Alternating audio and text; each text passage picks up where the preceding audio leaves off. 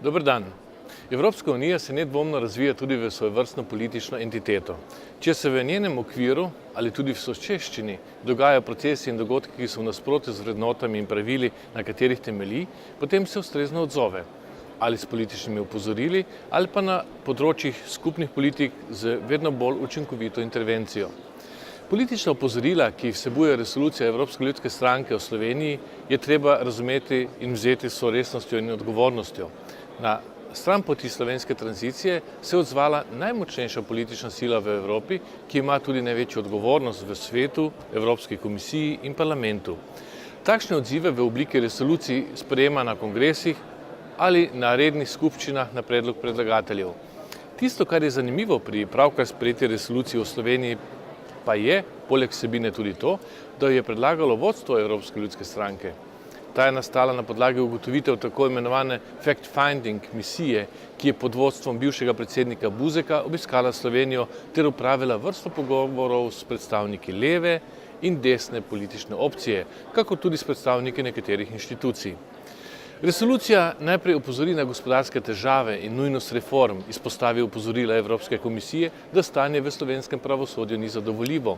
V okviru tega izraža posebno zaskrbljenost nad sodnim procesom zoper Janeza Janšo ter opozori na nujnost poštenega sojenja. Izrazi tudi pričakovanje, da proces ne bo privedel do izključitve Janeza Janše iz politične tekme.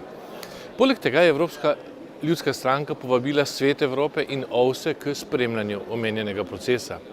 V 4. točki resolucije je Evropska ljudska stranka poleg splošne podpore vsem trem članicam iz Slovenije izrecno označila Slovensko demokratsko stranko za glavnega političnega akterja v slovenskem prostoru. Na koncu poudari potrebo po nepristranskem in neodvisnem sodstvu v vseh državah članicah. V zvezi s tem poziva k hitremu sprejetju učinkovitih zakonov lustracije v vseh državah članicah, ki tega še niso storile, ter opozori na transparentnost v zvezi z javnimi naročili, ki so eden od pomembnih virov gospodarske in politične korupcije. Prvi dan skupščine sem prijatelji iz sestrskih strank seznanil s pričakovanji SDS pred bližajočimi evropskimi volitvami. Predstavil sem jim rezultate zadnjih javnomnenjskih raziskav, po katerih se SDS uvršča na prvo ali drugo mesto, na stabilno volilno telo, ki ga ima in ki zagotavlja vlogo favorita tudi na teh volitvah.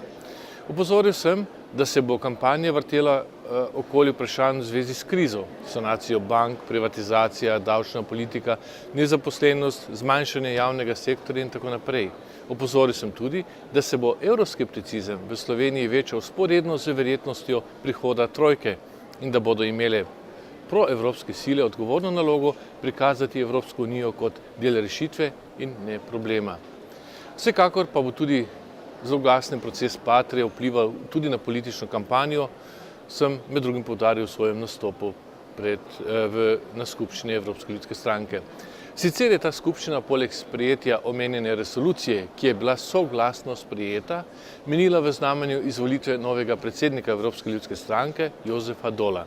Na tajnem glasovanju je dobil več kot 90% glasov. Hvala.